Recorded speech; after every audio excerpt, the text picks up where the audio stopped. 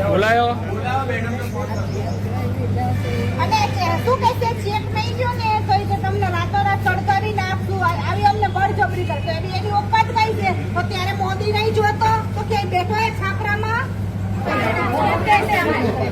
મારી નાખશું અમે ચાલી નાખશું સમજી તમે નહીં લેવા અને આ વસ્તુ અમે બીએસએસ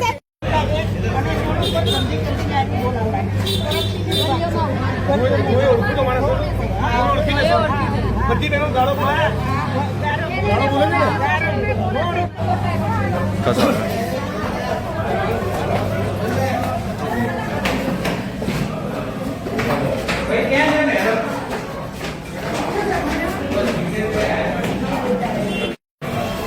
આ બાજુ પીએસઓ કોણ છે અહીંયા તમે જો પીઆઈ પીઆઈને ફોન કરીને એવું કહો કે જિગ્નેશભાઈ એવું કીધું છે કે તમારા એસીપી નહીં આવે ત્યાં સુધી હું પોલીસ સ્ટેશન નહીં છોડું આવું એમને જાણ કરો ધન લઈને પોલીસ કમિશનરના બંગલાએ જઈશ એમના ઘરે કચેરીએ નહીં આવું જિગ્નેશભાઈ કહે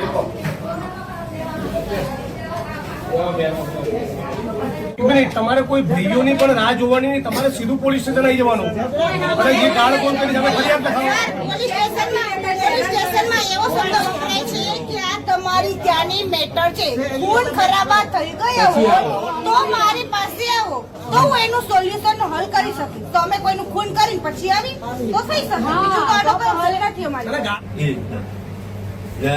મારા મારી કેસ હું કઈ વાતમાં જાણતો નહોતો મારું નામ મારામારી કેસમાં તમારું નામ લખાવ્યું મારામારી કરે તરત પોલીસે ફરિયાદ લઈ લીધી અહીંયા બધા તમને મળવા માંગે છે હા આ 78 વર્ષના કાકા બિલ્ડરના લોકો ઉપર હુમલો કર્યો તમે આમની સામે ઓફેન્સ દાખલ કર્યો જાઓ ઉભા હા હા આ 78 વર્ષના કાકા જે શારીરિક અશક્ત છે સરખું ચાલી નથી શકતા એ લોકોને મારે છે એમ તમે એફઆઈઆર દાખલ કરી છે આપની વિરુદ્ધમાં અરે તમે એફઆઈઆર કરી છે આમની ઉપર આરોપી બનાવી દે બીજું આ બિલ્ડરોના માણસો બધાને અશ્લીલ ગાળો બોલી દે છે બધી બહેનોને તમને અગાઉ ફરિયાદ કરી છે લેખિતમાં પણ ફરિયાદ આપેલી છે લેખિતમાં ફરિયાદ આપેલી ફેબ્રુઆરી અત્યારે તપાસની એફઆઈઆર કરો અત્યારે અત્યારે હાલ જ એફઆઈઆર દાખલ કરો કે ગાળો બોલી છે તમને અશ્લીલ બોલી છે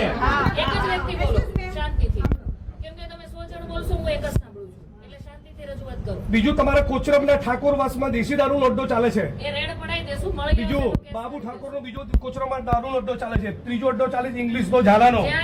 ચોથો ચાલે છે કોચરબમાં ભીલવાસનો કેમ ચાલે છે એ જવાબ પૂછવા આવે છે કેમ દારૂના અડ્ડા ચાલે છે તમે 78 વર્ષના વડીલ ઉપર ઓફેન્સ દાખલ કરો છો તો આ બધા બુટલેગર ઉપર ઓફેન્સ દાખલ કરો હે પછી ખુલ્લા અડ્ડા ચાલે છે ને ચાલે છે બધા